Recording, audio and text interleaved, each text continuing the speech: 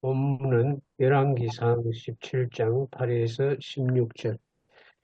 여호와의 말씀이 엘리야에게 임하여 이르시되 너는 일어나 시돈에 속한 사르밧으로 가서 거기 머물라. 내가 그곳 과부에게 명령하여 네게 음식을 주게 하였느니라. 그가 일어나 사르밧으로 가서 성문에 이를 때 한 과부가 그곳에서 나뭇가지를 줍는지라. 이에 불러 이르되 청하건대 그릇에 물을 조금 가져다가 내가 마시게 하라. 그가 가지러 갈 때 엘리야가 그를 불러 이르되 청하건대 내 손의 떡 한 조각을 내게로 가져오라. 그가 이르되 당신의 하나님 여호와께서 살아계심을 두고 맹세하노니 나는 떡이 없고 다만 통에 가루 한 움큼과 병에 기름 조금 뿐이라. 내가 나뭇가지 둘을 주워다가 나와 내 아들을 위하여 음식을 만들어 먹고 후에는 죽으리라. 엘리야가 그에게 이르되 두려워하지 말고 가서 내 말대로 하려니와 먼저 그것으로 나를 위하여 작은 떡 한 개를 만들어 내게로 가져오고 그 후에 너와 내 아들을 위하여 만들라. 이스라엘의 하나님 여호와의 말씀이 나 여호와가 비를 지면에 내리는 날까지 그 통의 가루가 떨어지지 아니하고 그 병의 기름이 없어지지 아니하리라 하셨느니라. 그가 가서 엘리야의 말대로 하였더니 그와 엘리야와 그의 식구가 여러 날 먹었으나 여호와께서 엘리야를 통하여 하신 말씀같이 통의 가루가 떨어지지 아니하고 병의 기름이 없어지지 아니하니라. 아멘. 아멘. 오늘 제목은 조금 전에 강승현 목사님께서 말씀하신 대로 말한 대로 하였더니입니다. 오늘 주석은 한일장신대에 계시는 김태훈 교수님께서 쓰셨습니다. 먼저 역사적, 문학적으로 본문을 읽기, 본문의 구조 구성을 보면 일단 이 본문이 열왕기에 속해 있다는 점에서 열왕기를 보면 열왕기는 왕들의 이야기인 동시에 선지자들의 이야기입니다. 선지자들의 이야기가 참 많이 나오는데요. 그 가운데서 엘리야와 엘리사 이야기가 가장 길고 분량이 많습니다. 그리고 엘리야의 시대에 언급이 되는데 북왕국 이스라엘 아합 왕이 통치 시기입니다. 이 시기는 왕 아합과 왕비 이세벨에 의해서 여호와의 신앙을 억압당하고 신앙인들이 핍박을 당하는 시대입니다. 그래서 이제 엘리야가 바알 종교의 투쟁적 사역을 시작을 하게 됩니다. 그 첫 선포로서 수년 동안 비도 이슬도 있지 아니하리라입니다. 이것은 비와 풍요의 신인 바알의 무능과 무가치성을 선포하는 그런 사역이라고 볼 수 있습니다. 그리고 오늘 본문에 속해 있는 열왕기상 17장 전체 구성을 보면 1절부터 7절까지는 엘리야가 그리시네가에 머문 동안에 일어났던 일에 대해서 언급이 됩니다.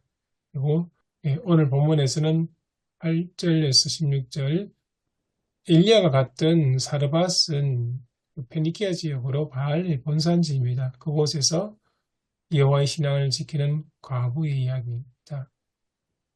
그리고 17절에서 24절은 그 뒤에 과부의 죽은 아들을 살린 이야기가 나옵니다. 그래서 본문을 좀 더 자세히 보면 본문의 그 배경이 되는 지명이 사르밧입니다. 그런데 신약 성경에는 사렙다로 나오고 있습니다. 제가 다른 성경을 조금 살펴보니까 공동번역 개혁판에서는 사르밧이 아니고 사렙다라고 명칭을 기록하고 있었습니다. 이 사르밧은 바알 숭배가 주종교인 피니키아의 사르밧으로 그곳에 여호와의 신앙을 가진 과부가 있었습니다. 17장 8절에 보면 하나님께서 엘리야에게 일어나서 가라고 하신 부분이 나오는데요.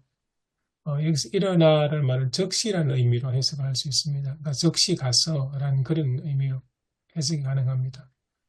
그리고 하나님께서도 엘리야에게 그 과부에게 명령하여 내게 음식을 주게 하였느니라 이렇게 표현되어 있는데요. 이거는 음식을 한 번 준다는 의미가 아니고 장기간 동안 여러 번 음식으로 봉양을 하도록 했다. 그런 의미입니다. 그리고 거기 머물라 라는 말은 과거의 도움을 계속 받으면서 거기 지내라 그런 의미입니다. 엘리야가 말했던 청하건대 그릇에 물을 조금 가져다가 라는 것은 이걸 번역하면 부탁합니다. 내게 물 한 그릇만 좀 가져다 주십시오. 이렇게 해석이 가능합니다. 세번역과 공동번역본에서는 내게 물을 한 그릇 좀 가져다 주십시오. 이렇게 부탁하는 청유형으로 기록되어 있습니다. 우리 개역개정판에는 어떻게 좀 보면 이제 반말 비슷하게 그렇게 느껴지는데요. 다른 번역본에는 지금 여기 표기된 처럼 이런 의미에 가깝습니다.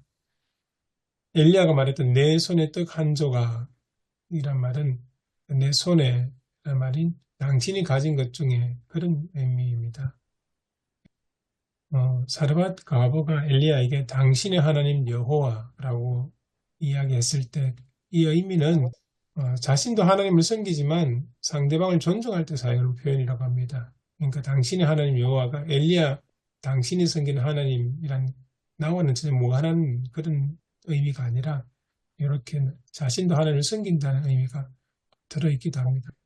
그래서 당신의 하나님 여호와께서 살아계심을 두고 맹세하노니 이 의미는 이제 사르밧 가부가 순종할 마음은 있지만 섬길 양식이 없다. 그런 의미로 주석에서 해석을 했습니다. 그리고 엘리야가 떡, 원어로 이제 레헴인데 발효를 시킨 통통한 우리가 일반적으로 아는 그런 양식이 충분한 그런 통통한 빵을 가리키는데 엘리야가 레헴을 달라고 요청했을 때 과부는 레헴은커녕 마오그라는 얇은 전병 같은 그것만 겨우 남아있다. 그걸 구울 수 있는 가루만 남아있다. 그런 뜻으로 이야기합니다. 통의 가루 한 움큼은 사실 이 의미는 이제 그동안 가뭄으로 오랜 굶주림과 절망적인 표현이 담겨 있습니다.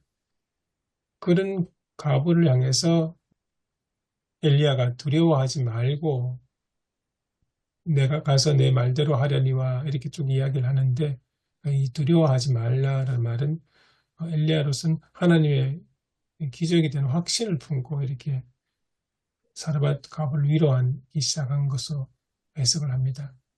그래서 가서 내 말대로 하려니와 이 말은 앞에서 가부가 했던 말 내가 가서 그 가루를 가지고 만들어서 먹고 죽을 것이다 했던 그 말 가운데 첫 번째 두 개 가서 만들고 그 의미가 해당됩니다. 그럼 가서 너희 말대로 떡을 만들고 그 다음에 이제 엘리야에게 먼저 가져오고 그 다음에 너와 너희 아들이 함께 떡을 만들어 먹어라 이런 의미가 되는 거죠. 그리고 그 통의 가루가 떨어지지 아니하고 그 병의 기름이 없어지지 아니하니라 이건 앞에서 엘리야가 이야기했던 하나님의 약속의 성취를 엘리야가 전하는 거죠. 그리고 그가 가서 엘리야의 말대로 하였더니 이 부분에서 이제 과거의 믿음의 행동을 관측할 수 있습니다. 그래서 이제 주석을 하신 김태훈 교수님께서 이렇게 주석을 하시고 난 뒤에 그 뒤에 하나 덧붙이신 게 바로 여기 나오는 별표의 문장입니다. 하나님께서 사르밧 가부에게 엘리야를 보내신 이유가 무엇일까? 그 이유는 그 믿음의 과부와 아들을 살리기 위해서다. 엘리야를 위해서 보낸 게 아니고 그 과부를 위해서 보내셨다. 그런 의미로 해석을 해 주셨습니다. 그리고 세 번째 위기 심판 회개로 본문 읽기 설교 구성에 한 제안입니다. 크게 두 개를 이야기하시는데요. 첫 번째는 그곳 그 환경에서 또 믿음의 사람이 있었다.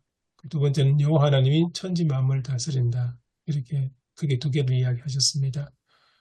첫 번째는 이제 사르밧 과부에 관한 이야기인데요. 그 바알을 섬기는 본고장에 살지만 사르밧 과부는 여호와 하나님의 음성을 듣는 사람이었고 그리고 하나님이 살아계심을 고백하는 신앙인이었다. 바알 종교가 많이는 사르밧에 살지만 하나님을 섬기는 가난한 과부와 거기에 상대적으로 대비되는 사마리아의 왕궁에 살면서 하나님을 대적하는 왕비 이세벨 이런 그림이 그려지죠. 그래서 사르밧 가문은 순종의 사람이었습니다. 선지자 엘리야의 요청에 순종을 했었고 그리고 희생의 사람 선지자 엘리야를 위해서 자신이 가진 것을 먼저 내어준 위성의 사람이라고 할 수 있습니다.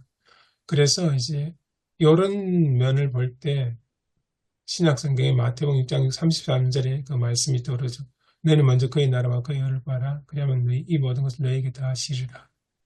이 열왕기서 전체를 볼 때 세상적 기준으로 성공해서 부유하고 권력을 가진 왕들이지만 오히려 악당처럼 그려지고 있고 거기 반해서 가난하고 가엾지만 하나님을 섬기고 헌신하는 과부의 모습이 그려지고 있어 서로 좀 대비가 되고 있습니다. 두 번째, 여호와 하나님이 천지 만물을 다스리신다. 바알을 섬기며 권력과 뿔을 따르는 이세벨과 아합, 그리고 하나님을 섬기는 사르밧 과부와 엘리야, 이 두 사람이 이렇게 대비가 됩니다. 가운데 이제 엘리야가 피했던 곳이 사르밧입니다. 바알 종교 지역이었죠. 그곳에서 양식을 주시는 분이 하나님이시죠. 그래서 이제 질문을 던질 수 있는데 그렇다면 오늘날 사르밧 과부와 아들은 누구인가? 우리 시대에 이 사르밧 과부 아들 같은 사람이 어떤 사람일까? 주석을 하신 김태형 교수님이 간단하게 언급하기로는 원치 않은 일을 당하고 바라는 일들이 잘 되지 않지만 그럼에도 불구하고 하나님을 섬기는 신앙인 그가 누구인가? 이렇게 덧붙여 놓으셨습니다. 설교는 대구에 있는 세움교회 최병천 목사님이 쓰셨습니다. 크게 설교는 들어가는 말, 삶의 자리와 현실, 현실을 뛰어넘는 순종, 그리고 나가는 말 이렇게 구성이 되어 있습니다. 들어가는 말은 우리가 익히 잘 알고 있는 그 사르밧 과부의 이야기의 배경에 대해서 설명을 해주셨습니다. 바알을 섬기는 북이스라엘 아합 왕과 이세벨, 그리고 바알 종교와 투쟁적 사역을 감당한 엘리야 이야기, 그리고 바알 종교의 지역에 페니키아에 살고 있는 사르밧 과부 이야기, 이런 이야기 배경을 설명해 주셨고요. 그 다음에 삶의 자리와 현실에서는 바알의 본고장 페니키아에서 여호와 하나님 신앙을 지키는 사르밧 과부, 거기 대비해서 오늘날 우리도 비슷하다는 식으로 설명을 하시는데 그게 이제 물질주의와 인본주의적 시대 정신에 갇혀 살아가는 우리 이런 측면에서 이제 비교를 하셨습니다.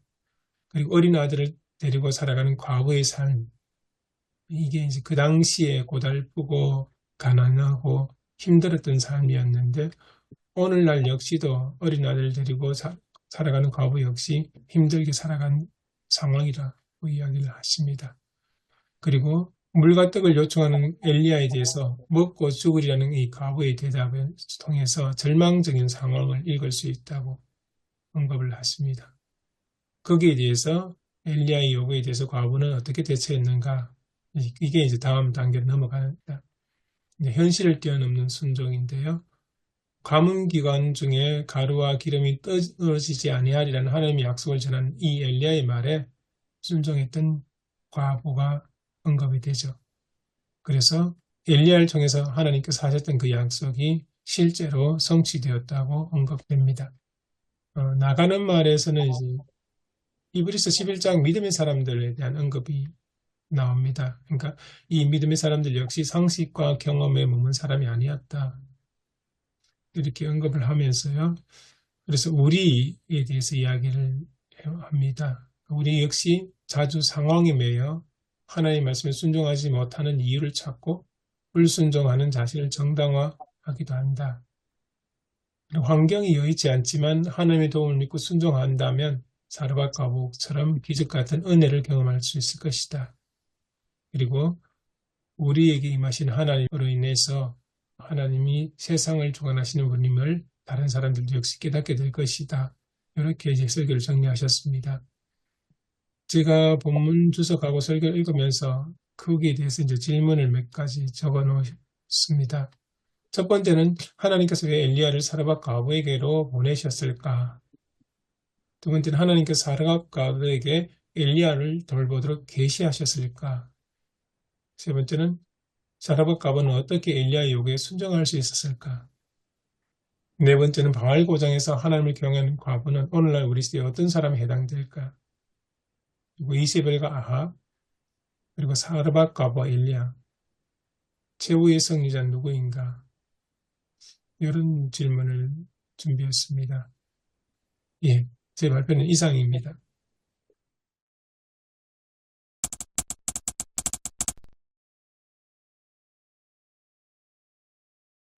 사실 이 엘리야와 사르밧 과부 이야기가 교회학교 시절부터 늘 듣던 이야기라 가지고 익숙했는데 이번에 주석을 보면서 개역 개정판에는 짧은 문구가 그런 의미였다는 것을 처음 깨달은 게 많이 있습니다. 대표적인 게 9절에 보면 하나님께서 엘리야에게 내가 그곳 과부에게 명령하여 내게 음식을 주게 하였느니라. 저는 아무 생각 없이 읽었는데 지금 보니까 이 부분이 사르밧 과부 역시 하나님을 섬기는 자였고 하나님의 음성을 듣는 사람이었다는 그런 해석을 하신 걸 보면서 전혀 이제 예상 못했던 페니키아에서 하나님을 섬기는 과부 이런 주제가 나오더라고요. 저는 당연히 이전에는 사르밧 과부가 하나님을 섬기는 사람이라고 생각을 못했는데 이 문구를 통해서 아, 이 사람이 하나님을 섬기는 사람이구나 처음으로 깨닫게 되었습니다. 네, 이 말씀이 뒤에 다시 인용됐는데 이스라엘에도 수많은 과부가 있는데 왜 하필 사르밧 이방인 과부에게로 보냈는가? 네, 오늘 본문하고는 조금 내용상 차이가 있습니다만은 하나님께서 이방인도 구원의 대상에 들어가 있다 하는 것을 그 구약 시대에 오히려 보여준 것이 아니냐 그런 큰 의미가 생각이 나네요. 예수님이 하셨던 말씀이시죠. 그 해석을 하실 때 예수님께서 그런 식으로 이야기를 하셨죠.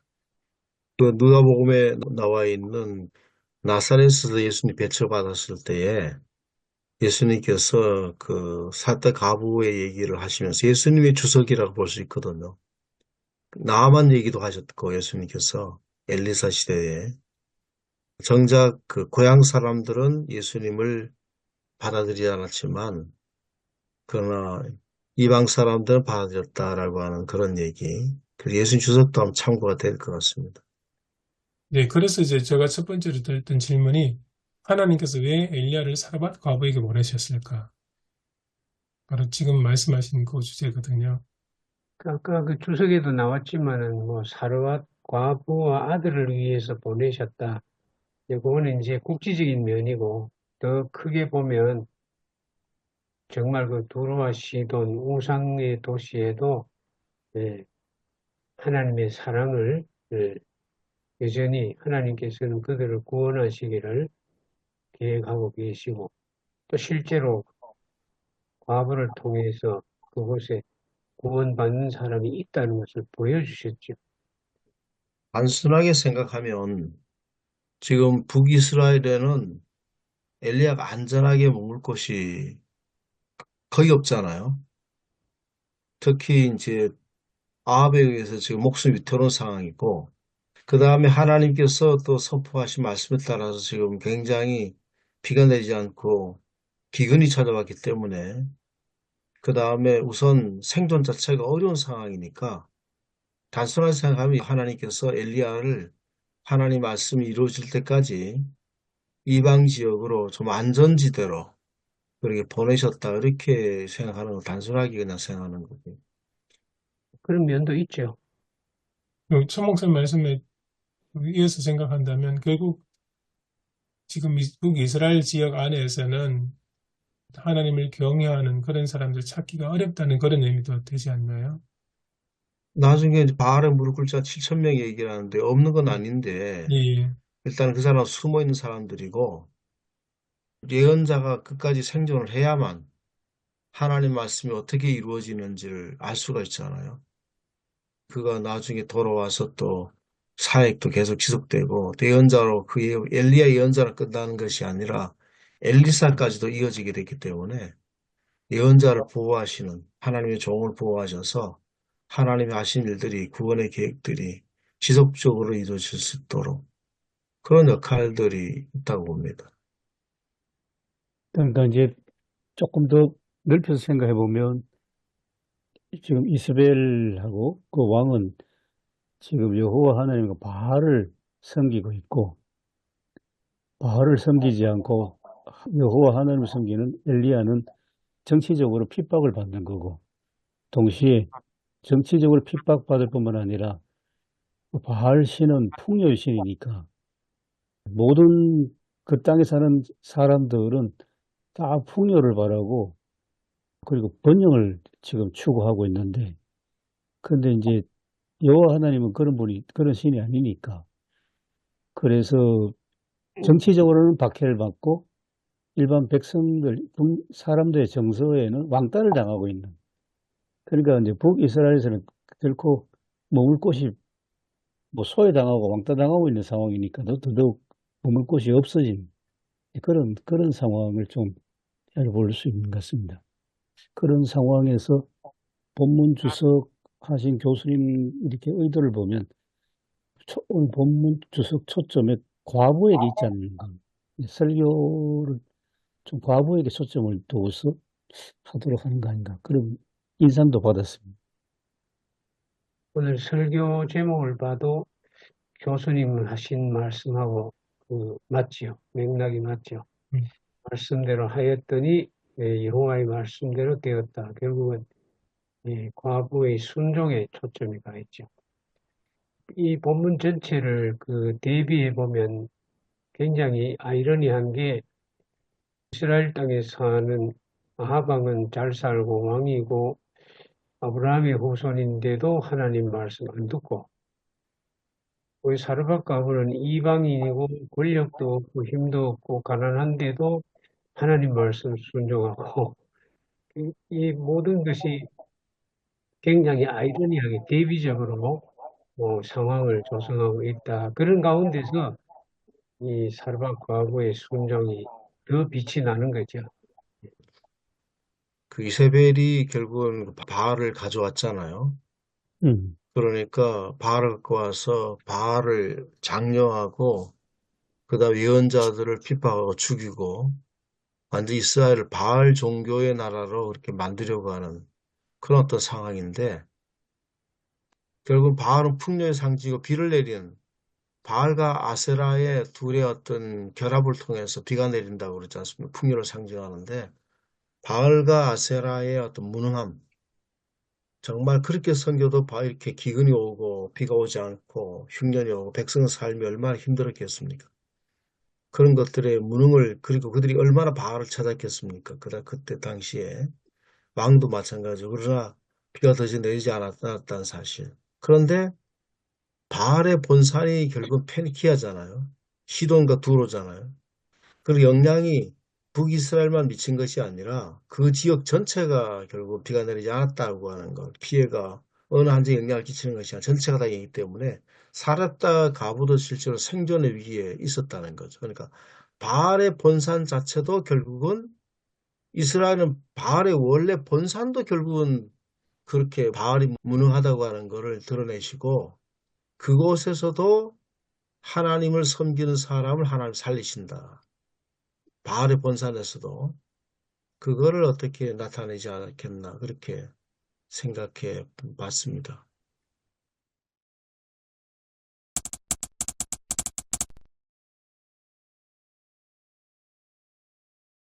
그러니까 그렇게 확장시켜 나가면은 그 열왕기서에서 열왕기상 17장, 오늘 이제 17장부터인데 17장부터 열왕기하 13장까지 말씀이 소위 말해서 이제 엘리야 엘리사 사이클인데, 거기에서 특별히 이런 이제 그 이적과 기사 사건이 집중적으로 많이 나오지 않습니까?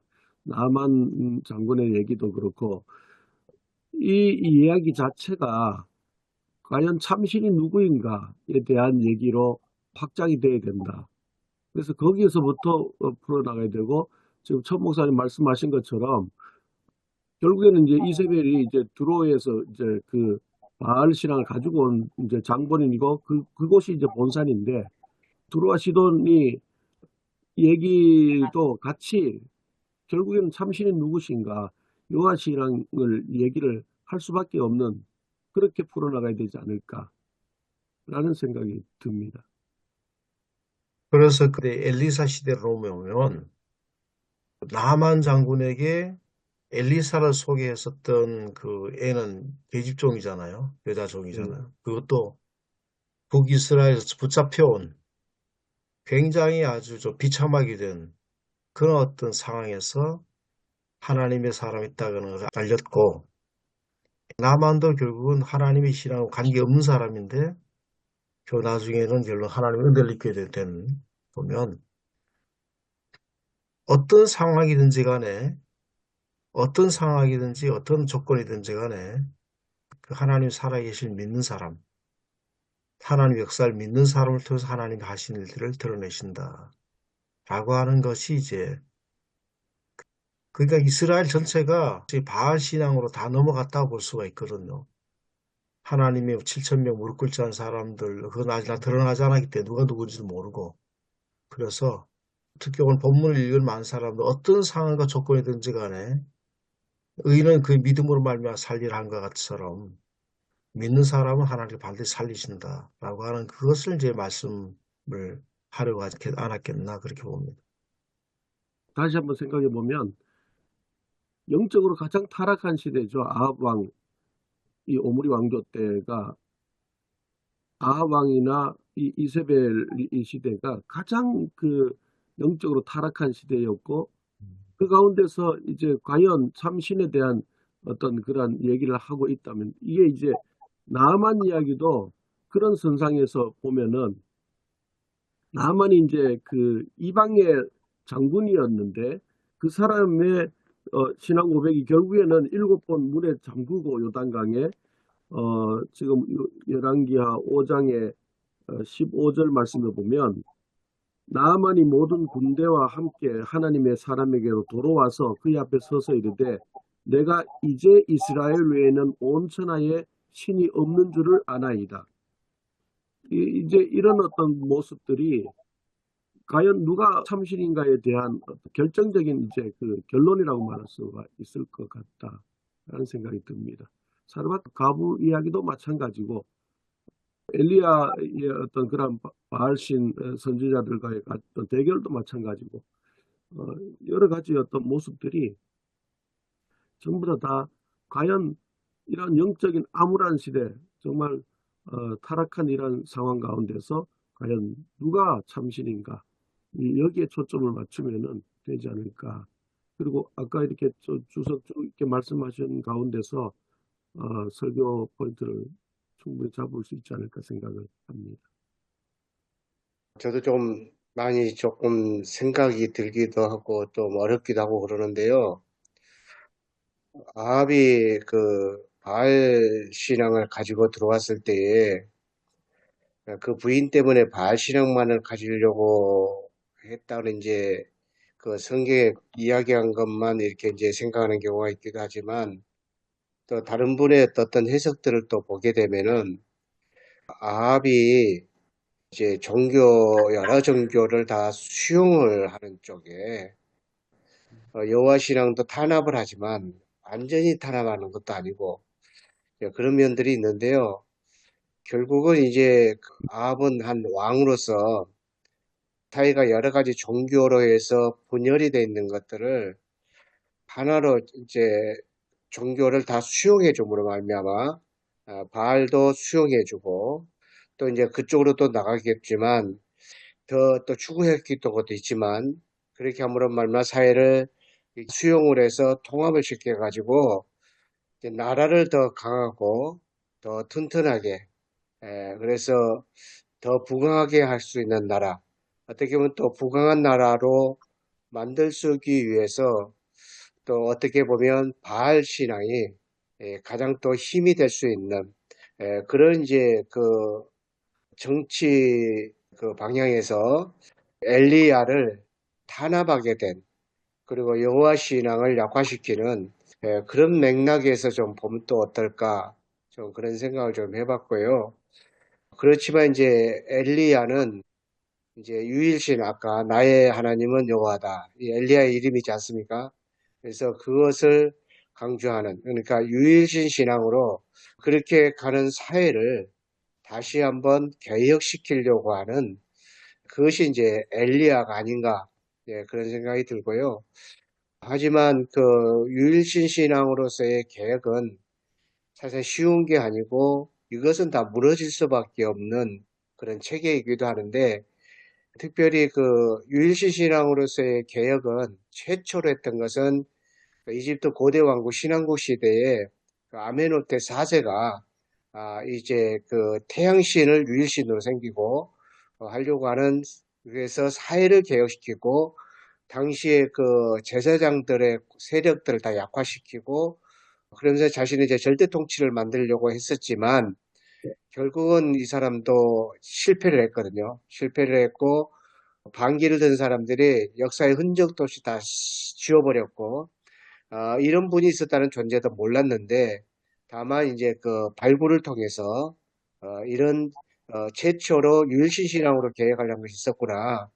예, 그런 것들이 이제 알게 된 거죠. 그렇지만 이제 엘리야의 정말로 다르고 높은 점은 그가 계획하려고 했던 유일신 신앙이 예, 아직도 우리가 참 하나님을 믿을 수 있는 그런 신앙의 맥을 이제 잡아줬다는 것이 저는 이제 그런 의미에서 엘리야의 그 가치를 좀 참 생각을 하는데요. 그런데 이제 제가 고민하는 것은 왜 하나님께서 그리시네가로 갔고 또 여기 또 사르밧 과부의 두루와 시돈 지역까지도 가게에는 그 과정이라는 게 도대체 그 성계의 큰 역사의 맥락을 두고 있는 모든 사람들이 어떤 의미와 어떤 가치를 두고 어떤 중요한 신학의 흐름을 가기 위해서 이런 이야기를 하는 것일까? 단순하게 도피하고 안식이 되고 뭐 그렇게 좋으니까 그 많은 이야기들 중에 엘리야라고 해서 그런 이야기를 들어갈 필요도 없다는 생각이 들거든요. 그런 이야기는 수없이 많은 건데 근데 왜 이것이 그들에게 있어서 성경 전체 역사에 있어서 중요한 의미를 가지고 있는지 저는 이제 그에 대해서 이제 전혀 좀 답을 찾지를 못하게 했고 그에 대한 고민이 좀 많이 있기도 합니다. 근데 이제 한편으로 이제 말씀을 대화를 나누는 중에 조금 착상이 좀 느껴지는 것은 유일신 신앙으로의 개혁이잖아요. 그래서 이스라엘 내에서는 유일하게 남은 엘리야, 그 다음에 두루와 시돈 쪽에서 또 유일하게 남아있는 이 과부, 그것을 또 메시지를 또 포함시켜서 가기 위해서 그런 것이 아닌가 그런 생각이 들기도 하고 어떻게 보면은 갈멜산에서 유일신 신앙으로서의 개혁에 정점을 찍기 위해서 하나님께서 그리시네가에서 훈련시키고 또 사랍다 가부에서 집에서 훈련시키고 예 그런 것도 좀 과정이 아닌가 그런 생각이 들기도 하고 또 한편으로는 인간 엘리야로서도 자기가 가뭄을 했지만 그 가뭄으로써 비춰지는 그 사회에 대한 비참한 현실 그런 것에 대해서도 사실상 고민하고 고통을 받지 내가 그런 말을 했기 때문에 이렇게 고통받는 그런 백성들을 보면서 또 애국의 다른 나라까지도 그렇게 영향을 미치는 걸 보면서 인간적인 고뇌도 많이 있었지 않았을까. 저는 또 그런 점도 결코 관가에서는 안 되게 생각해야 될 좀 문제가 아닐까. 좀 그런 생각이 좀 들기도 합니다. 그래서 저도 아직도 답은 모르겠고 결론도 모르겠고 그러나 이제 이게 왜 중요한가, 왜 이야기가 이렇게 이야기 있는가, 좀 그에 대해서 고민하고 싶은 생각입니다. 그냥 저는 이제 목사님 말씀하시는 가운데서 드는 생각이 이제 이게 뭐 맞는지 안 맞는지는 모르겠지만은 우리가 이제 잘 아시다시피 솔로몬 왕 때에 가장 그 번영을 누렸는데 그 이유 중에 하나가 결국에는 이제 이스라엘이 그 아라바 완에서 에시온 계배를 통해 가지고 그 항구를 통해서 페니키아, 두로와 시돈 이쪽으로 이렇게 연결시키면서 지중해권으로 이게 연결시켜 주는 하나의 어떤 교역의 그 핵심의 나라로 이렇게 세워지면서 그 부강한 나라로 강력하게 섰지 않습니까? 그 가운데서 결국에는 솔로몬이 택할 수밖에 없었던 것은 주변의 나라들의 어떤 그러한 포용과 또 이렇게 어떤 결혼 정책을 통해서 안정된 어떤 모습들을 취하고 이렇게 하는 건데 결국에는 이제 두로와 시돈이라는 곳이 세상의 어떤 그런 물질, 뭐 페니키아는 뭐 강력한 해상 국가였으니까 그리고 그 어떤 부가 이제 거기에 있었는 거죠. 그곳으로 갔는데 그냥 제가 딱 드는 생각은 사렙다 가두가 그 가운데서 무너진 모든 어떤 여호와 신앙이 아닌 어떤 그러한 세상적인 어떤 타락 혹은 어떤 세상적인 어떤 물질에 추구하는 그곳에 남아 있는 하나의 어떤 렘넌트 이런 어떤 모습으로 봐도 되지 않을까 이런 생각이 좀 들었습니다.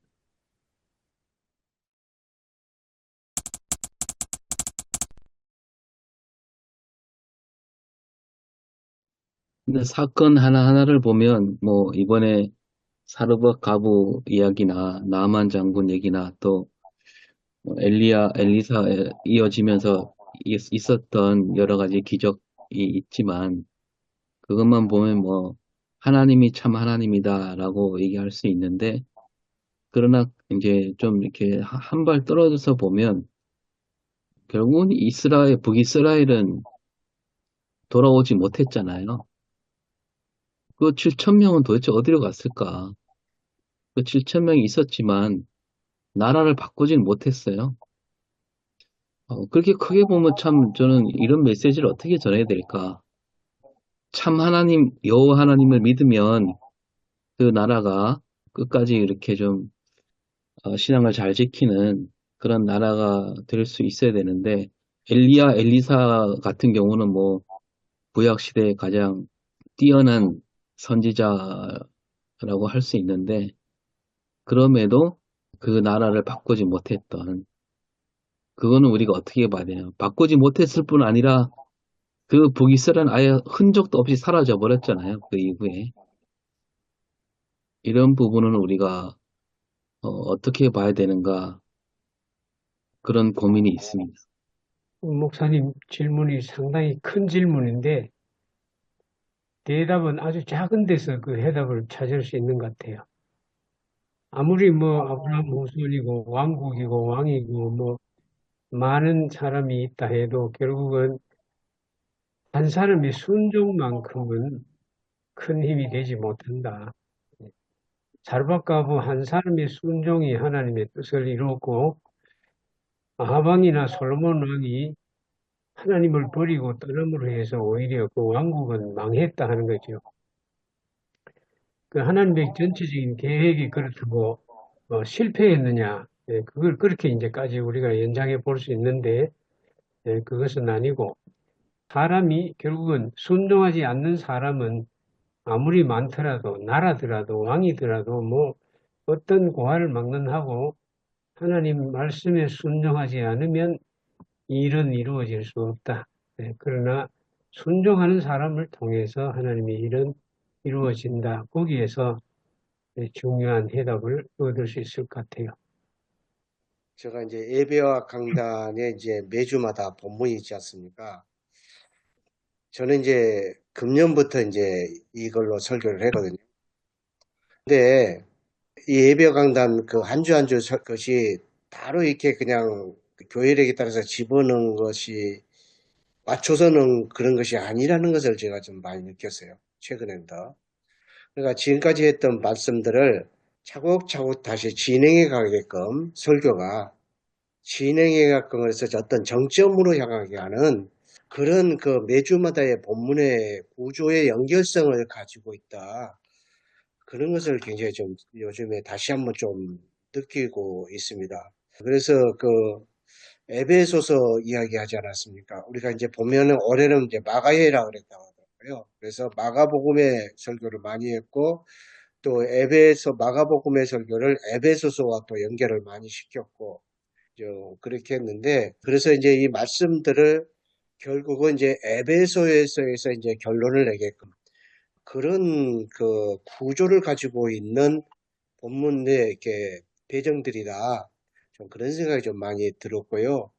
방금 전 목사님 말씀 이야기 들으면서 이제 생각되는 것은 이제 나라가 없어질 수도 있고 어떤 민족이 고통을 받을 수도 있고 뭐 여러 가지 이렇게 역사 속에서 흥망성쇠들이 놓여 있지만 그 자체로서 우리가 다 평가될 수가 없는 거고 그래서 결국에 있어서는 그 에베소서 하나님의 경륜, 하나님의 계획, 그 목적이 뭐냐.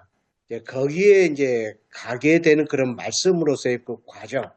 결국 이제 아까 저도 처음에 이야기했지만 만물을 모든 것을 통일시키는 그 목적은 하나님의 성소를 이루는 거고 하나님의 성전을 만드는 거고 하나님의 성전은 하나님이 거주하는 곳이고 하나님을 예배하는 곳이고 결국 이것은 이제 새하늘과 새 땅으로 나가는 이제 그런 것에 대해서 이제 다 여기에다가 포함시켜가는 그런 역사의 맥락으로 성경을 좀 더 크게 보게 하는 그런 구조가 아닌가 좀 그런 생각이 들면서 아까 목사님 한 사람의 순종이 100사람, 10,000사람의 그런 여러 가지 열심보다도 더 중요하고 그래서 결국은 하나님의 성전을 이루기 위한 구원의 큰 경륜 속에 있는 이것을 좀 포함시켜 보는 것도 어떨까 좀 제가 그런 생각이 좀 들기도 했습니다.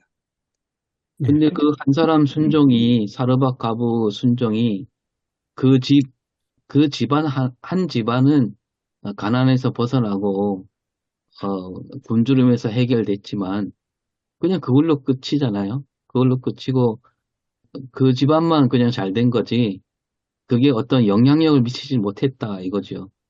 그리고 하나님께서 그 창세기 우리 잘 알지만, 소돔 멸망시킬 때 의인 10사람만 있어도, 멸망시키지 않는다 그랬는데, 지금 이 북이스라엘은 엘리야, 엘리사를 비롯한 또 그 수많은 선지 학교에서 생도들도 있고, 그 다음에 7,000명이나 있는데도 결국 북이스라엘은 진짜 역사에서 그냥 사라져버리는 민족이 돼버리는, 그렇게 보면 우리가 이거를 어떻게 연결해야 되는가. 그런 질문들이 두 가지가 막 한꺼번에 겹치는데요. 그 하나님의 경륜, 문 목사님 말씀하고 또 하나님의 경륜은 아주 작은 사람의 순종을 통해서 이루어진다. 또 강 목사님 말씀 들어보니까 팍떡 생각나는 사람이 있습니다. 그 신약성경 마리아, 누가복음도 이제 이방인을 향한 복음 말씀 알고 있는데 로마 제국의 식민 지배를 받는 유대의 뭐 이름 없는 소녀 여성 그 마리아에게 뭐 메시아가 탄생한다 하니까 막 깜짝 놀랐는데 누가복음 1장 30여 절에 보면 순종을 하지 않습니까? 순종을 하고 나서 마리아 입에서 나오는 그 유명한 마리아 송가 마그넷 피카트가 엄청난 혁명 노래가 나오니까 그 로마 제국 식민지 유대 땅에 정말 이름도 없는 그 작은 여성의 순종으로 메시아가 탄생하는 엄청난 하나님의 구원 경륜 막 굉장히 거대 담론인데 그게 이제 저한테는 좀 떠오르고요. 그 다음에는 기독교 구약을 포함해서 우리 교회 역사를 봐도 그 로마 제국 같은 경우도 뭐 기독교를 박해하다가 법적으로 공인하고 그 다음에 기독교만이 유일한 종교로 됐던 그 로마 제국의 종교인 기독교인데 로마 제국이 망해버렸거든요. 거기에 대해서 이제 답을 찾아야 돼. 어떻게 로마 제국이 망할 수 있을까? 이제 엄청난 질문이 어거스틴의 어떤 하나님 나라에 대한 지필 동기도 되고 주제가 됐다는데 그 역사적으로 보면 망할 수 있다는 거예요. 근데 망했는데 그 기독교의 신앙과 또 기독교에 따른 모든 법 체계와 제도가 게르만 종족에게 넘어가가지고 로마 제국을 무너뜨린 게르만 종족에 넘어가서 중세가 시작되고 그런 것들. 그 다음에 19세기에 보면 독일도 프로테스탄트, 루터교가 국가교회가 돼가지고 유일 종교고 하나의 신앙, 그리고 하나의 제국, 그리고 한 분 하나님. 굉장히 삼일체 구조로 단단한데 이게 1차 세계대전으로 말미암아 로마 제국이 완전히 망해버리지 않습니까? 그런 역사적 과정을 볼 때에 북이스라엘도 그럼 망할 수 있겠다. 다시 회복하지 못하고. 그렇지만은 그 하나님에 대한 그 유일신 신앙은 계속 역사 속으로 이어지는, 한 국가는 망하는데, 제국은 망하는데 유일신 신앙은 여전히 이어지는구나. 뭐 하여튼 뭐 저한테는 그렇게 좀 짚힙니다. 엄청난 큰 이야기죠. 예, 그 엄청난 큰 이야기고 저도 교수님 말씀에 동감을 합니다. 나라는 망할 수 있지만 그러나 유일신 신앙을 이어가게끔 해줬던 성경에서 최초의 선지자, 그것이 바로 엘리야다. 그래서 엘리야로서의 의미와 가치는 너무 중요하다. 저는 저도 그렇게 이야기하고 싶습니다. 저도 그런 느낌이 왔습니다. 그러니까 세상적인 어떤 나라와 보이지 않지만 무형의 하나님의 나라에 대한 얘기로 보면은 그 문제는 해결이 되지 않을까 싶습니다. 그러니까 나라는 망할 수 있지만 하나님의 어떤 섭리와 하나님 뜻은 신앙은 어쨌든 지속된다라고 할 때, 나라가 망한다, 어느 한 나라가 망한다 그랬을 때, 저는 좀 걱정이 되는 게, 그렇다면 그 나라가 우리나라가 될 수도 있지 않나. 예. 당연하죠. 지금 여기 프로페자에 우리 오신 엘리야, 엘리사들이 이렇게 많지만, 그럼에도 나라를 구하지 못하고, 역사에서 없어지는, 그렇게 될 수도 있다는 걱정이 사실 있거든요. 사실 우리가 되게 위태하잖아요. 예, 심각하죠. 네. 지금 전쟁 소용돌이에 빨려 들어갈 수도 있고, 그런 거 생각하면, 그래, 뭐, 우리 민족 희생해서 하나님 뜻을 세계 이루자. 뭐, 그렇게 크게 생각하면 뭐, 그렇겠지만, 그러나 그 당하는 우리 또 많은 사람 또 막 피를 흘려야 되고, 그런 거 생각하면 참, 이거 어떻게 봐야 되는가. 목사님, 이기적으로 생각하면 검은도는 그래도 좀 안전하지 않습니까? 오 목사님 말씀처럼 참 나라 걱정도 되는데 사실 예수님 오셔도 이스라엘 나라는 못 구했습니다. 이스라엘 나라는 망했잖아요. 예수님 오셨는데도. 예, 그래서 맞습니다. 마사가. 예. 그런 그래서 가운데 중요한 것은 이제 말씀대로 우리가 하나님의 말씀을 어떻게 작은 한 사람이지만은 말씀을 어떻게 순종해 가느냐.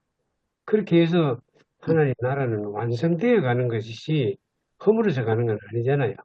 그러니까 거기에 초점을 두면 로마가 망했든 뭐 헬라가 망했든 뭐 대한민국이 망할지 안 말지 모르지만은 역사는 매 흘러가는 거니까 언젠가는 바뀔 수도 있다고 봐야죠.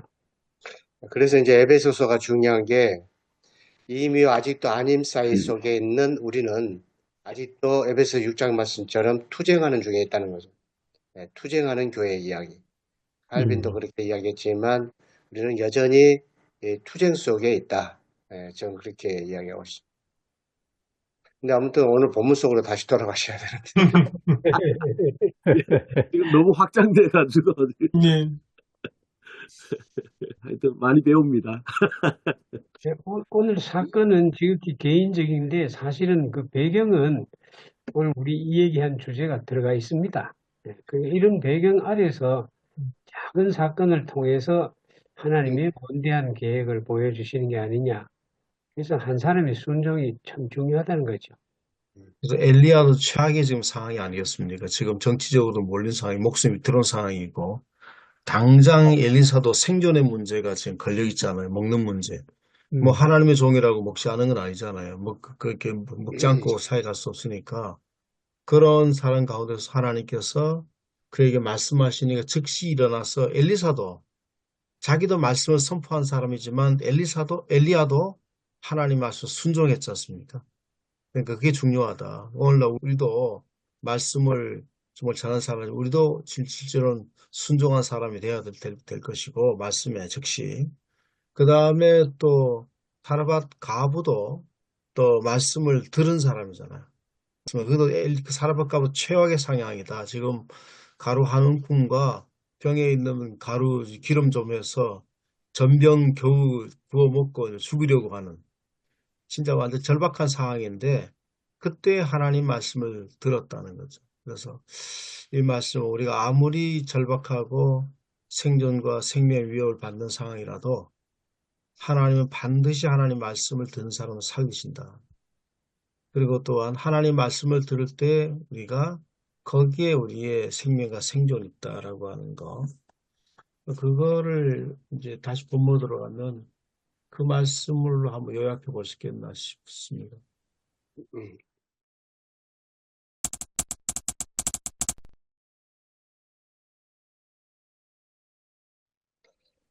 이제 좀 말씀들을 하다 보니까 좀 느끼는 게요. 지금 이제 예언을 선포하고 가뭄을 예언하고 처음에 이제 그리시네가에 먼저 도피하지 않습니까? 그리시네가에 도피했을 때는 이제 주변에 친구도 없고 또 집도 없고 이웃도 없고 아무것도 없는 그런 곳에 하나님이 먼저 도피하게 하셨는데 까마귀를 통해서 이제 그 먹일 것을 다 공급해 주셔야 않습니까? 거기에 그 경험이 사르밧 과부의 집에 가서 기름 한 통에 너희 먹을 것이 떨어지지 않을 것이라고 하는 그 경험이 그런 믿음을 나타낼 수 있도록 그 하는 과정이 아니었는가 그런 생각이 들고 그렇게 하면서 자신의 또 가난한 처지에 놓여 있고 또 가뭄이 들어서 모든 민족도 가난하지만 사르밧 과부도 곧 죽고 싶을 정도로의 그 엄청난 가난 속에 빠져 있고 그런데 이 가난함 속에 빠져 있는 그 상황 속에서 하나님께서 우리에게 공급해 주시는 것을 보면서 우리 하나님은 진짜 유일하신 하나님이구나. 그런 것들을 유일하신 하나님을 더 배워가는 훈련시키는 그런 과정으로 좀 해석도 할 수 있을까? 좀 이제 제가 그런 생각이 들고요. 그래서 유일하신 하나님을 더 경험하고 체험하기 위해서는 가뭄이라는 극단적인 그러한 그 하나님의 그 심판이 좀 필요했었던 것 아닌가. 아무튼 제 생각이. 그리고 그런 상황 속에서 정말로 유일하신 하나님만이 유일하시다. 그런 것들을 이제 가난한 상황 속에서 이렇게 하시는 것이 아닌가 좀 그런 생각이 들고 또 이것은 마치 제가 딱 들은 것은 예수님께서 자기 자신이 가난한 자가 되시고 또 제자들도 너희들도 나처럼 가난한 자가 되어야 하나님의 나라를 이룰 수 있다고 하는 그런 또 맥락으로서의 의미일까 좀 제가 그런 또 책상이 조금 이 시간에 좀 들기도 했습니다. 하나님께서 엘리야를 보호하시는 것이 결국은 이스라엘 땅에 비가 내지 않을 수년 동안 내지 않으니까 물의 근원이 마르기 시작하잖아요. 요단강 동쪽에 있는 그리시네가 요단강 동쪽에 있는 곳이기 때문에 점점 말라져 가니까 그리시네가는 그래도 물이 이제 물론 나중에 다 마르겠지만 그것보다는 더 늦게 마른단 말이에요. 그래서 본문에 보면 그리시네가에 숨으라 그렇게 숨고 이렇게 말하거든요. 그래서 하나님 엘리야를 점점 보호하신다. 결국은 나중에 그리시네가도 마르게 되니까 결국 하나님께서 그를 사르밧으로 보내시지 않습니까? 근데 하나님께서 끝까지 그 엘리야를 보호하셨다. 그래서 하나님의 말씀을 맡은 사람, 선포하고 하나님의 말씀을 전하고 말씀대로 또 순종한 사람을 보호하셨다. 사르밧 가부도 결국은 다른 엘리야와 마찬가지다. 그런 것을 드러내셔서 이 말씀을 읽는 후대 사람들이 어떤 상황이든지 간에 그 모두가 마르고 전체가 다 마른 어떤 그런 상황이랄지라도 요 하나님을 섬기는 사람 반드시 하나님 보호하신다. 지키신다. 그거를 이제 말씀을 하시기 위해서 저는 이제 보호보다도 훈련의 과정으로 보는 것도 어떨까 저는 그런 생각이 듭니다. 이제 우리 성도들이 이 설교를 들 때, 우리도 이렇게 하면 보호를 받을 수 있어. 위로를 많이 받을 수도 있겠지만, 갈멜살의 그 영적 전투를 향해 나가기 위해서 하나하나의 과정들은 지금 하나님을 더 배워갈 수 있는 그런 훈련의 과정으로 좀 보는 것도 어떨까? 좀 저도 목사님 말씀에 그런 면도 생각해 볼 수 있겠지만, 다 지금 현재 하는 정점을 향해 나가기 위해서, 그렇지만 또, 그 갈멜산에서 또 경험했지만, 또 엘리야에게는 또 그것이 자기의 또 최고는 아니었거든요. 또 많은 고난이 왔고, 더 힘든 시간들이 왔고, 그러지만 이제 달면서 이제 하나님의 세미한 음성을 듣게 됐을 때에, 그때 이제 그의 이제 모든 이제 그 숙제가 자기 자신 하나님의 관계 속에서 풀려지는 마치 욕과 같은 그런 그 과정이라고도 이야기할 수 있겠죠. 그래서 저는 이 과정들은 지금 이제 어떤 것을 향해서 나가길 하나님께 훈련시키고 만들어 가시는, 또 하나님을 경험하게 가는 그런 것으로 좀 보면 어떨까, 좀 그런 생각이 저는 듭니다. 이게 바알이 참신이냐 여호와가 참신이냐라고 했을 때 결과를 봐라. 사르밧 가부도 가난에서 벗어나고 죽음에서 벗어났기 때문에 참신이다. 또 그 갈멜살 대결에서 이기셨기 때문에 참신이다. 이렇게 얘기하는 거는 너무 지나치게 단순화하는 게 아닌가 생각이 들어요. 그러니까 다니엘 세 친구는 하나님이 날 보호해주지 않아도 나는 끝까지 하나님을 믿겠다라는 신앙, 무화과 나무 열매가 없어도 나는 끝까지 하나님을 찬양하겠다는 신앙과 지금 이렇게 연결되는 거는 좀 서로 안 맞는 느낌이 들거든요. 그래서 하나님을 믿으면 어떻게 되는가? 사르밧 과부가 엘리야 선지자를 알아보고 하나님을 참되게 섬기는 선지자이기 때문에 내가 굶어 죽는 한이 있더라도 엘리야를 잘 대접하고, 그래서 나중에 가난에서 벗어나지 않았다 하더라도 그렇게 하는 게, 그럼에도 그렇게 대접하는 게 전 참 신앙이 아닌가. 근데 우리가 이제 이런 본문을 대할 때 자꾸 그렇게 연결될 가능성이 많잖아요.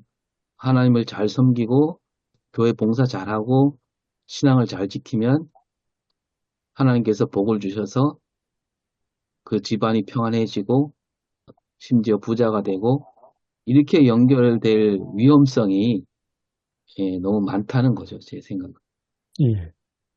그리고 엘리야가 갈멜산에서 이겼지만 그렇다고 해서 그러면 이스라엘 변화됐느냐? 다들 돌아섰잖아요. 그 이스라엘 백성들이.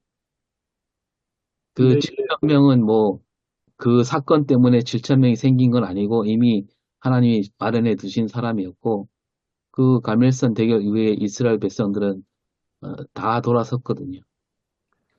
이제 우리가 이제 성경 전체를 생각하면서 그런 신학적인 체계를 생각하고 이렇게 이야기를 하게 되어지면은 그렇게 오 목사님 말씀에 저는 충분히 동의를 하는데, 기본적으로 지금 우리가 이 텍스트는 열왕기서에 일단 좀 제한적으로 보게 되어지면은 열왕기서 자체가 설교적인 의도를 가지고 있는 그런 책이기 때문에 이것이 기본적으로 열왕기서를 대했던 독자들의 신앙을 새롭게 하는 어떤 측면, 그다음에 하나님 앞에서 자신들의 정체성을 분명하게 깨닫도록 하는 이런 어떤 그 기록 의도에서 보면은 어느 정도까지는 이렇게 좀 국한시켜서 말씀을 할 수 있지 않을까. 그러나 지금 오 목사님 말씀 지적하신 것처럼 그런 어떤 너무 단순화시키고 그렇게 하나님만 잘 섬기면은 너희들 복 받는다, 복을 받는다, 이런 어떤 구도로만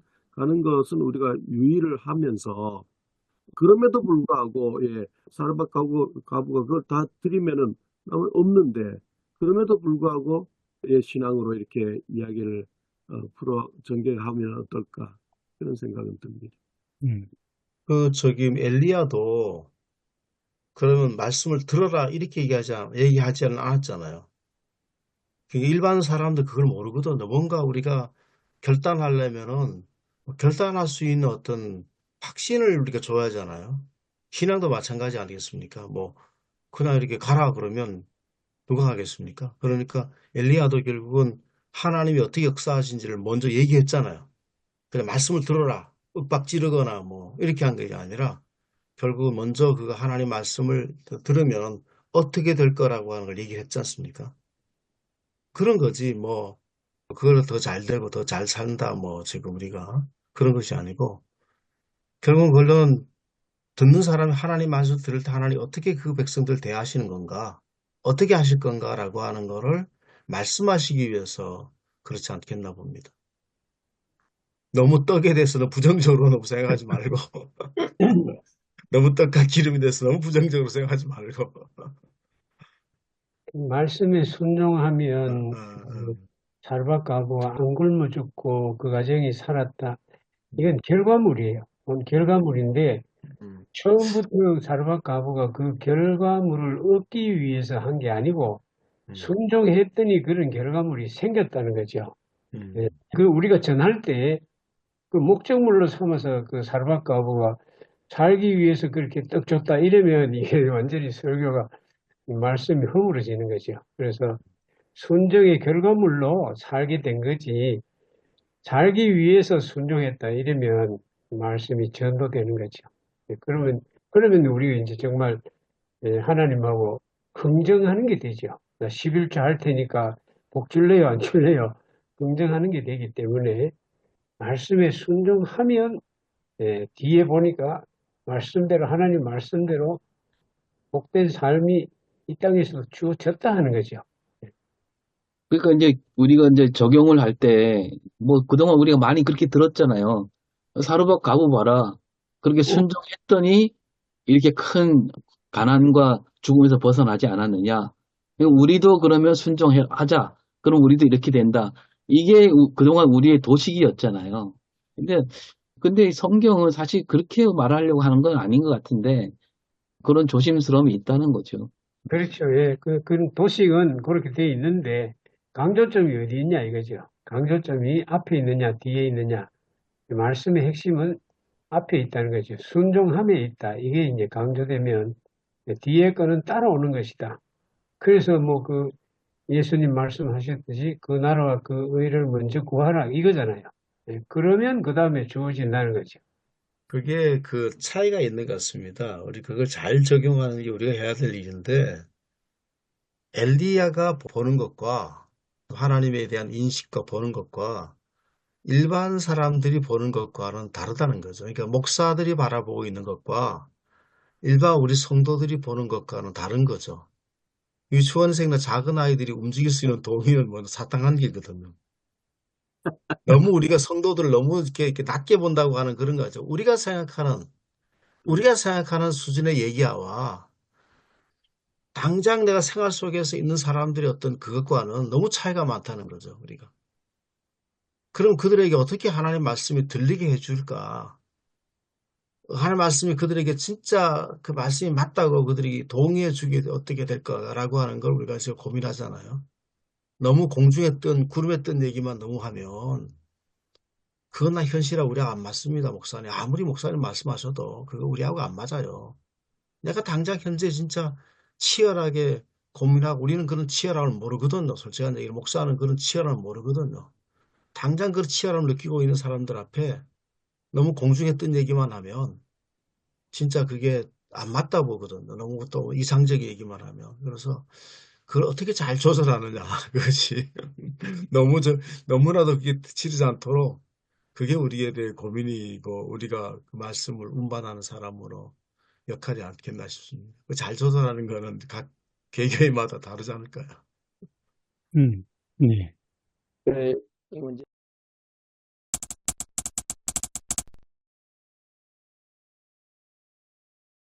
이거 이제 저도 이제 그 오늘 목사님들, 우리 교수님 토요를 통해서 어쨌든 간에 또 교인들에게 또 이 말씀을 적용해서 설교를 해야 될 입장이고, 그래서 일단은 설교 주제가 대략적으로 이제 순종으로 인한 살리시는 하나님의 능력 이렇게 좀 정해봤습니다. 왜냐하면은 그 2절과 8절에 보니까 하나님의 말씀이 엘리야에게 임하셨고, 첫 번째는 하나님께서 그리시네가에 숨어서 까마귀를 통해서 먹으셨고, 그 다음 8절에서는 하나님의 말씀이 임하심으로 또 엘리야가 사르밧 과부에 갔고 결국 순종했잖아요, 그죠? 그리고 또 사르밧 과부도 또 한 말씀에 순종했고 결국은 순종 속에 또 훈련이 있고 여러 가지 상황 속에 있었고 그럼 오늘 우리의 상황도 한번 짚어볼 수 있는 거고 그러면서 유일신 신앙과 그다음에 바알 신앙 또 우리 한국의 상황 속에서 좀 기독교 그러니까 유일신 신앙과 또 세상의 만모니즘 상황 참 그런 것들도 한번 볼 수 있고 그럼에도 불구하고 이방 지역에서 그 사르밧 과부를 통한 한 유일신 신앙을 다시 한번 보게 되고 또 우리가 세상 속에서 비록 교회에 다니지 않는 사람들이지만서도 그들 속에서 하나님의 어떤 그런 그 역할들을 또 볼 수 있지 않나 그러면서 이제 그 엘리야의 도피 속에서 하나님의 역사 참여가 이루면서 하나님의 능력이 오히려 엘리야와 사르밧 과부를 통하여 보여주는 그래서 결국은 이제 순종으로 인한 살리신 하나님의 능력 그렇게 설교 포커스를 좀 맞춰갈까 오늘 아이디어를 많이 얻었습니다. 달리 이야기하고 싶은데 순종은 하나님의 부르심이고 예수님께서 나를 따르라라고 하는 그런 부르심인데 예수님에게서 그 부르심에 대해서 우리는 순종을 해야 그래서 그리스도의 믿음이 우리에게 들어와서 구원받는다고 하는 그러니까 어떻게 보면 믿음보다 앞서는 게 순종이거든요. 그렇게 보는데 이 순종하게 되면은 사르밧 과부의 집에처럼 먹을 걸 막 생기고 예수님에게 순종하면은 그게 아니라 더 큰 힘듦과 고난이 있다는 거죠. 그래서 그 길을 따라가려면 아무나 갈 수가 없는 길이 예수님 믿는 길이고 예수님의 제자가 되는 길이라고 그렇게 하거든요. 그래서 실제적으로는 기름 그 뭐 생긴 것은 잠시의 기쁨일 뿐이죠. 근데 결국에는 엄청난 더 큰 그런 어려움과 고난이 순종하면 앞으로 그것을 받을 수밖에 없는. 그러니까 엘리야도 보게 되면은 가면 갈수록 더 힘들잖아요. 더 큰 고난이고. 그러니까 어떻게 보면 예수님과 그 제자들 패턴들을 보여주는 그런 모습이기도 하다고 그런 생각이 자꾸 들기도 하거든요. 그래서 저는 아무튼 순종이 더 큰 어려움도 우리에게 있을 수도 있다. 그것이 사실상 정답. 그 과정을 통해서 이것만이 세상을 예수님은 구원할 수 있고 하나님의 나라를 만들 수 있다. 그렇게 이제 복음서에서 말씀하신 것으로 저는 이해하는데 아무튼 그렇게 좀까지 좀 보셔야 되지 않을까 좀 그런 생각이 좀 들기도 합니다. 예, 우리 단서 두 가지를 제가 생각한 거는 그 책 제목인가 또 누가 보면 거기에 사람이 썼다는 책이 그 누가 이제 비밀운동가 썼더라고요. 아무튼 그게 뭐 그런 책이 아니라 거기에도 하나님이 계셨다. 첫 번째. 두 번째는 거기에도 믿음의 사람이 있었다. 지금 방금 말씀하신 게 주석에 나오는 3번의 그 두 가지 제재를 목사님 방식으로 해석을 해서 말씀해 주시는데 같은 이야기. 그러니까 그곳 환경에도 믿는 사람이 있었다. 그리고 하나님께서 천지 만물을 다스린다. 다른 말하면 거기에도 하나님이 계시고 하나님 다스리신다. 그 이야기 같은데. 예.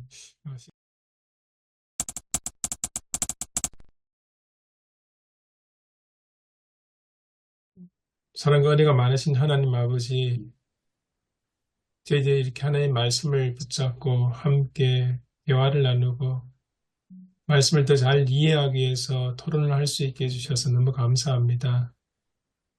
오늘 나누었던 이 말씀을 한 주 동안 묵상하고 또 생각을 다듬고 정리하면서 주일 강단에서 하나님 말씀으로 선포하려고 합니다. 이 한 주 동안 주께서 함께 해주시고 말씀을 바르게 잘 준비할 수 있게 해 주옵소서. 아멘. 또 목회하시는 우리 목사님들 바쁜 일정 속에서도 건강 잃지 않도록 지켜주시고 하루하루 하나님의 손길과 은혜를 느끼며 생활할 수 있도록 지켜주옵소서. 예수님의 이름으로 기도합니다. 아멘. 아멘. 예, 고맙습니다. 감사합니다. 수고하셨습니다. 건강하십시오. 예. 감사합니다.